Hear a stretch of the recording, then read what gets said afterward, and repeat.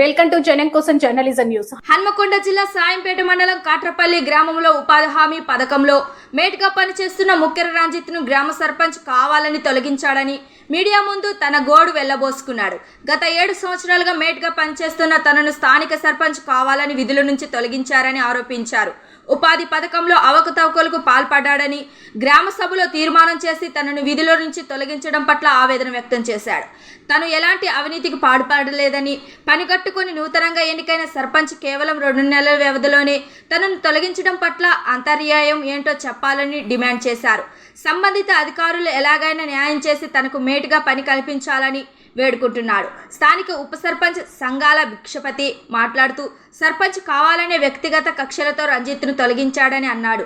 ఈ ప్రెస్ మీట్లో గోపరాజు, చేరారు, పోలు రంజిత్, పోలు అశోక్, సంగాల మహిపాల్, అజ్మీరా, ధన్సింగ్, ఇర్పురెడ్డి, శ్యామ్ పాల్గొన్నారు. ఇదివరకు కూడా చాలాసార్లు ఆడిట్లు అయిన సమాజానికి జరిగింది. మా ఊరి పేరు మీద ఎలాంటి రిమార్కు లేదు.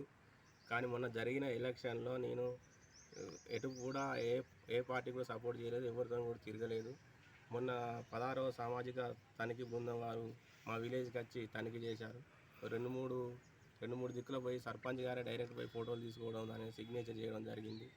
దాన్ని ఓపెన్ ఫోరం రోజు దాని ముందర సమావేశం గ్రామసభ పెట్టి దాన్ని నిర్వహించడం జరిగింది.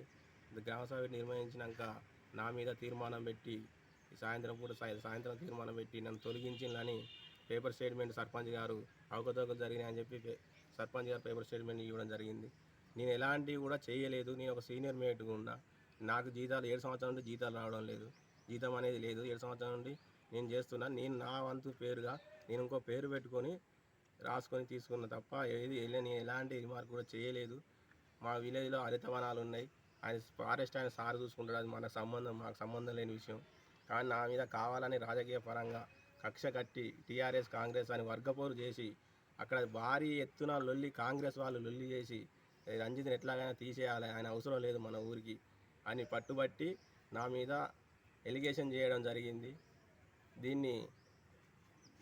దీన్ని ఖండిస్తూ నేను పత్రికా విలేకరు, ప్రింట్ మీడియాకు నాకు ధన్యవాదాలు కూడా తెలియజేసుకున్నా. నాకు సపోర్ట్ చేయాలని పై అధికారులకు కూడా నేను నా యొక్క వినతి పత్రం ఇవ్వడం జరిగింది.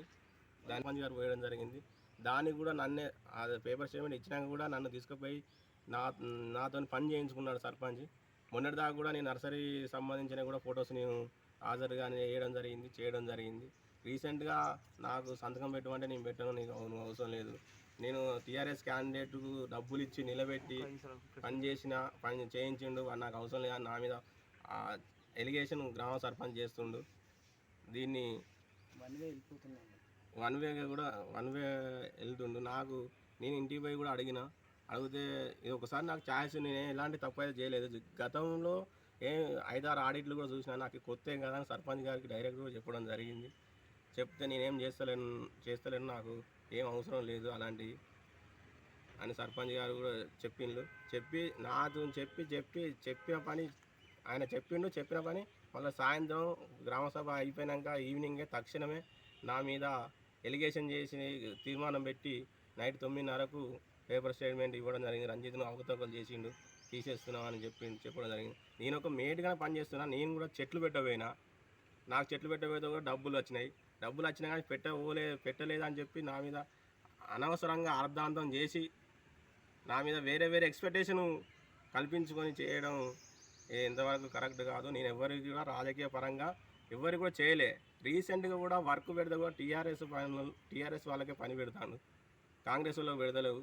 కాంగ్రెస్ వాళ్ళు పనిచేసిండ్రు, టీఆర్ఎస్ వాళ్ళు పనిచేసిండ్రు. రీసెంట్గా అది కూడా చెప్పడం జరిగింది. పార్టీతో సంబంధం లేవు. 7 సంవత్సరాల పాటు నేను పనిచేస్తాను, అలాంటివి అయితే ఏం చేయలే. కానీ ఇప్పుడు రీసెంట్గా సర్పంచ్ గారికి 2 నెలలకే ఇలాంటి డిసిజన్ తీసుకున్నాడు. పాలకవర్గం డిసిజన్ తీసుకున్నారు. తెల్లారే పేపర్ స్టేట్మెంట్ ఇచ్చిండు. ప్రజావేదిక కూడా నా మీద ఎలాంటి రిమార్క్ కూడా రాలేదు, ఎలాంటి రికవరీ కూడా మా విలేజ్లో రాలేదు, మా విలేజ్ తరఫున రాలేదు. నేను దానికి సంజాయిషి చెప్పుకున్నా. ఏపీడీ గారు వచ్చి అడిగితే, సార్ నేను ఒక మేటును సార్, 7 సంవత్సరాల నుండి జీతం లేకుండా పనిచేస్తున్నా, నాకు ఎలాంటి జీతాలు అనేది ఇవ్వట్లేదు ఆఫీస్ నుంచి కూడా, నేను ఊరికే సేవ చేస్తాను తప్పించి నేను ఎలాంటి చేయలేదంటే సార్ కూడా స్పందించి సరే బాబు నువ్వు పక్కకు నిలబడని ఏపీడీ గారు కూడా చెప్పడం జరిగింది. కొన్ని మిస్టేక్ చిన్న చిన్న తప్పులు జరిగినాయి, అంతేగాని పెద్దగా సీనియర్ మేట్ను 7 సంవత్సరాల నుంచి రాని అభియోగం సర్పంచ్ గారు 2 నెలలకే ఇలాంటి డిసిజన్ తీసుకున్నాడు నా మీద. కాబట్టి దీన్ని పై అధికారులు స్పందించి నా పనిని నాకు ఇప్పించగలరని, మరియు కలెక్టర్ గారు, ఎంపీడీఓ గారు, ఏపీఓ మేడం గారు నా దయతలిచి నా పని నాకు ఇప్పియండి. నా పని రోడ్డు మీద పడ్డది, నా పరిస్థితి అగమ్య గోచరంగా మారింది. ఇలాంటి ఏమైనా తప్పులు ముందనే వార్త వస్తుంది. కాబట్టి పై అధికారులు దీని మీద స్పందించి నా పని నాకు అప్పచెప్పాలని నా యొక్క సర్పంచ్ డబ్బులు ఎన్ని లక్షలు అడిగింది మీద దుష్ప్రచారం జరుగుతుంది. పైసలు నేనే 5 లక్షలు 4 లక్షలు ఇస్తాను, నేనైతే ఎవరికి కూడా డబ్బులు ఇవ్వలేదు. నాకు డబ్బులు తప్ప దీంట్లో ఏమి రాదు. నాకు జీతం లేకుండా నేను పని చేస్తున్నా 7 సంవత్సరాల నుంచి. నాకు ఇకనైనా డ్యూటీ అవుతుంది, ఫీల్డ్ అసిస్టెంట్ ఎక్కుతా అనే భ్రమతోనే నేను చేస్తున్నా తప్పించి నేను ఇలా ఆశించి కానీ వేరే పరంగా చేస్తలేను. ఫారెస్ట్లో వర్క్ చేశాను సార్ మేము. దాంట్లో నేను చెట్లు పెట్టబోయినా, మా తమ్ముడు చెట్లు పెట్టబోయాను, మా తమ్ముడు కూడా ఉన్నాడు. దాన్ని అవకతవకలుగా వాళ్ళు భావించి చెట్లు పెట్టినా అని ఓపెన్ ఫోరంలో కూడా వచ్చి చెప్పడం జరిగింది. ఓపెన్ ఫోరంలో ఏం జరగదు.